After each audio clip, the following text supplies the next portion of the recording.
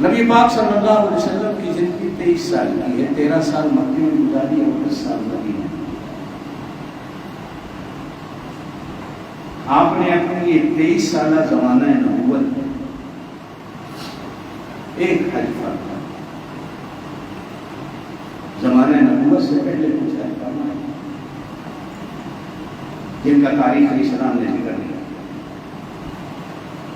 عمرے بھی کیے جن کا تاریخ اسلام نے ذکر نہیں، کعبے کے طواف بھی کیے۔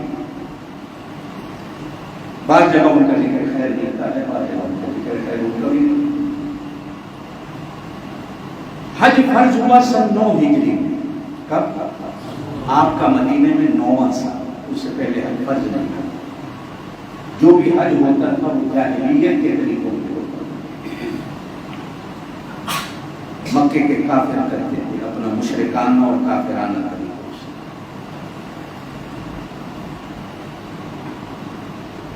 9 ہجری میں حج فرض ہوا تو نبی پاک صلی اللہ علیہ وسلم نے جناب ابوبکر صدیق کو مدینے سے روانہ فرمایا کہ مسلمانوں کو خود جا کے اس سال حج کرا ہوا، آپ خود تشریف نہیں گئے۔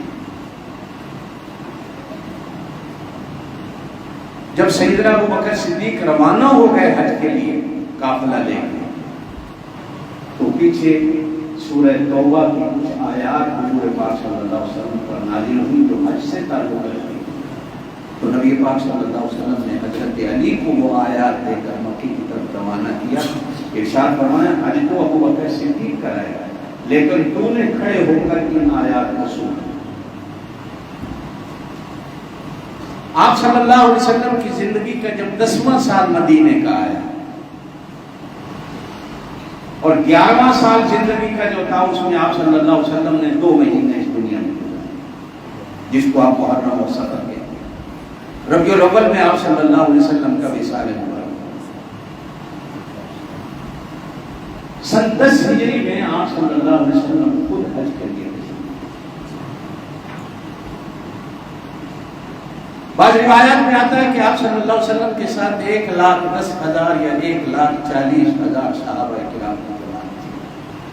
مدینے سے جب چلے تو 1,00,000 صحابہ، پھر راستے میں لوگ ملتے گئے تو حج پر آپ صلی اللہ علیہ وسلم کے ساتھ 1,40,000 اعلان فرما کر حج فرمایا کہ سارے لوگ میرے ساتھ حج کرو، اور پھر فرمایا کہ مجھ سے حج کا طریقہ اور مسئلے سیکھو، نہ جانے آئندہ میں تمہیں سکھانے کے لیے اس دنیا میں موجود ہوتے ہوں۔ 14 ذی الحج کو آپ صلی اللہ علیہ وسلم مکہ سے واپس مدینہ کے لیے روانہ ہوئے۔ میں حج کی بات نہیں کر رہا، میں اپنی بات کر رہا ہوں۔ راستے میں ایک مقام آتا ہے جس کو جحفہ کہتے ہیں، مکے سے تقریباً 100 کلومیٹر کے پاس۔ یہ عراق والوں کے لیے میقات ہے جہاں سے وہ حج اور عمرے کا احرام ہے۔ اور آج کل ہمارے وہ جو یہ محرم والے ہیں یہ بھی وہیں سے احرام ہے، باقی ساری امت اور جگہوں سے احرام باندھتی ہے، وہ وہاں سے احرام باندھتی ہے۔ اسی کے ساتھ ایک چھوٹی سی جگہ ہے، اس زمانے میں تالاب تھا پانی جس کو خم کہا جاتا تھا اور علاقے کا نام غدیر تھا۔ وہاں آپ صلی اللہ علیہ وسلم نے تھوڑی دیر آرام فرمایا۔ کچھ صحابہ کرام نے حضرت علی کی حج کے زمانہ میں شکایات لگائی حضور صلی اللہ علیہ وسلم کو، بعض مسائل پر بات۔ نبی پاک صلی اللہ علیہ وسلم نے حضرت علی کی برات کا وہاں اعلان فرمایا۔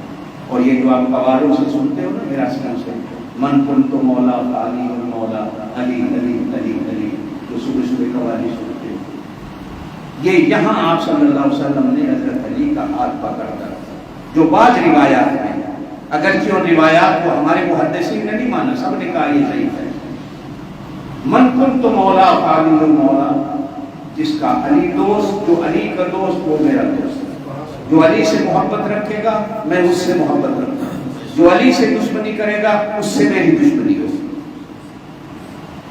یہ لوگ کہتے ہیں وہ خلافت کا اعلان ہے، جبکہ حدیث کے اندر وہ الفاظ نہیں۔ خلافت کا اتنے بڑے معاملے کا اعلان کرنا ہوتا تو حضور حج کے موقع پر کرتے۔ میدان عرفات میں جب 1,40,000 بندہ تھا، واپسی میں تھوڑے سے بندے آپ صلی اللہ علیہ وسلم کے ساتھ تھے، اور یہ کوئی جگہ ہی نہیں تھی اعلان کرنے کی کہ جہاں آپ صلی اللہ علیہ وسلم حضرت علی کی خلافت کا اعلان کرتے تو کعبے میں کھڑے ہو کر نہ کہ چھوٹے سے تالاب کے کنارے پر چھوٹے سے بندوں کے ساتھ انہوں صلی اللہ علیہ وسلم حضرت علی کی خلافت کا اعلان کرتے. یہاں سے آپ صلی اللہ علیہ وسلم مدینہ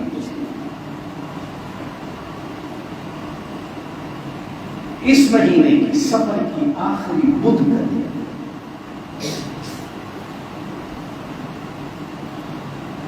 آپ صلی اللہ علیہ وسلم جنت المقیم تشریف لے گئے مدینے کی قبرستان.